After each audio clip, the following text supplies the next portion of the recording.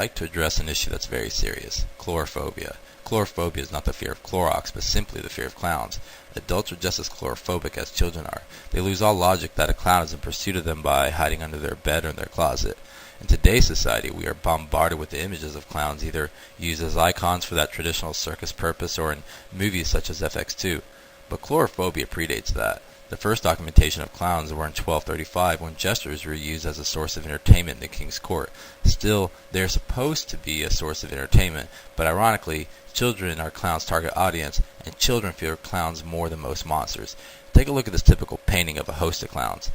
Do they appear in any form or fashion suitable as a source of entertainment? No, they look fucking creepy as hell. Yet, not all clowns are scary. We have the classic Bozo the Clown and Ronald McDonald, who children regard more as an icon for fun than fear. The insane clown posse is probably feared only by highly conservative parents in the Midwest. But still the question remains, why would anyone be afraid of clowns? Well, let's look at the media. In 1985, Tim Burton came out with a family movie called Pee-wee's Big Adventure. In it, Pee-wee has a nightmare sequence of a group of clowns destroying a bike. Did I say this was a family movie? Look at that! Anyone my age remembers that fateful night in elementary school when the TV movie debut of Stephen King's It was broadcast. We were traumatized and can still recount that experience the way people do JFK's assassination. Did that little girl just stand there and smile at that clown peering through the laundry? What was more surprising is that our parents let us watch this. Ah, the famous sewer scene. Ah! Hi, Georgie. What? That's all that kid does, that kind of encounter? I think most children would have taken off running the opposite direction. This clown is in no way appealing to children. And what's with that chain smoker voice? Who does he think he is? Krusty the Clown? Not only does this kid remain there and talks to it, but doesn't seem to care that a clown is in the sewer. Yes, this clown haunted us for years. A clown that ate children. This is probably regarded as the scariest clown movie of all time. This is Pennywise the Clown. A band was even named after him. Oh yes. They float, Georgie. They float. And when you're down... The only time I didn't find this clown scary was in his scariest moment when he broke that believable character by growing fangs. Oh, the shower scene. I had more of a reason not to take a shower as a kid after seeing this scene. If it can happen here, it'll definitely happen to me. Now, who was this actor that played this horrible clown? Well, to my surprise, after doing some research, it was the talented Tim Curry.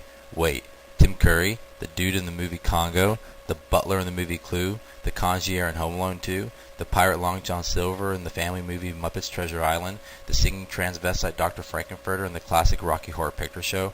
Well, he took us by surprise there. But yes, Mr. Tim Curry, a well-diverse actor unlike Eugene Levy or Salma Hayek and Antonio Banderas, who play the same damn character in every film they appear in. Here's some trivia for you. While filming the movie It, Tim Curry was so disturbingly spooky that the rest of the cast avoided talking to him. What about the kid actors in this film who had to work with him? Now, this part never really made any sense to me. This hypochondriac kid comes and sprays his inhaler on the clown, and the clown begins to melt. Why did that happen? What if the clown had asthma too? Now, for those of you that never saw the ending of this movie, this is merely the end of part 1 to this 3-hour film. They kill the clown in part 2 by ripping out the entrails of a giant spider who was really an alien but took on the form of a human clown to attract children in order to eat them. Didn't really seem to work, not even with this actor, Seth Green. In the director's commentary of this film, they mentioned that they wanted the clown to appear not too scary, just as a normal everyday clown. Well, for a normal everyday clown who has the similarities as Bozo, he's still pretty damn scary. Speaking of alien clowns, that reminds me of another film that came out in 1988 called Killer Clowns from Outer Space. This movie was more satirical than it was a horror film. Basically, these aliens who look just like Earth clowns came to our planet in a spaceship that looks identical to a circus tent and zapped people with their radar gun to turn them into a cotton candy cocoon so they could suck their blood through a long twisty straw. The way to kill these clowns was to pop their nose. Pretty silly. I bet they smell bad too. I mean, look at them. This movie is the 80s. It seems that writers can get away with any questionable plot hole as long as they render the fact that these are just, well, aliens. Now, I'd like to talk about another film that came out in 1989. That's right, 3 consecutive killer clown movies in a row. This one was not very popular, but pretty eerie. It's about 3 escaped convicts or mental patients who run to a nearby circus, killing 3 clowns and then disguising themselves as the clowns so no one would find them. Pretty smart.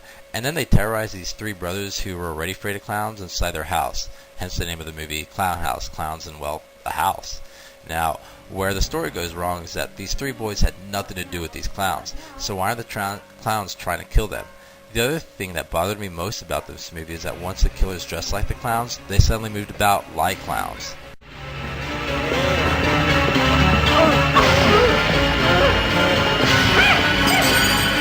And a lot of other things didn't make sense to me, like this scene out in the wilderness. Where is that light coming from behind the clown's head? Is he standing in front of one headlight? I understand what they're trying to do, but also check this out. This boy is already afraid of clowns. He's out in the forest alone, sees one, and just waves at it? Whatever. But these weren't the only clown movies that came out. There was also The Clown at Midnight, Killjoy, Killjoy 2, Fear of Clowns 2. But the only serial killer clown in history was John Wayne Gacy, the pro-democratic activist who dressed like a clown, had sex with little boys, and then buried him under his basement. And of course they made a movie about him too called Gacy. But if they were going to make one movie about a serial killer, they couldn't forget the others, like Ted Bundy and Jeffrey Dahmer. I don't know about you, but if I had my druthers about which serial killer was going to kill me, I would prefer it to be any of them other than a clown. I couldn't bear dying or being a soul and looking down on my dead corpse being consumed by a clown. It's just bad taste. And I'm not talking about the taste of human flesh. It's so unethical. So, for whatever reason you or someone you know may be afraid of clowns, whether it's the media, which mainly contributes to clouraphobia, or a personal experience you might have had with an encounter of a clown or mime, know that you're not alone. A community of people have congregated together and developed a website to support such victims of clouraphobia called IHateClowns.com. From what I understand, the reason people naturally don't like clowns is due to the disguise on their face. Same reason people fear Santa Claus. Yes, people are afraid of Saint Nick. But to my experience of one who used to suffer from clouraphobia, the best treatment is exposure.